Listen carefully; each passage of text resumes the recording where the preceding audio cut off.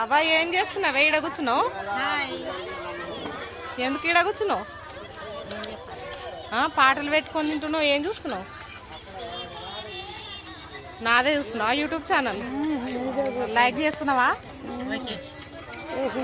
Like చెయ్యి, share చేస్తున్నావా? Subscribe చేసుకో, సేవ్ అని చెప్పు. ఇగో మా పెద్దవ్వ హాయ్ చెప్పు. ముసల్లానా అంజలి అటు ఉన్నారు. ఏంటి పని ఏం చేస్తున్నావు?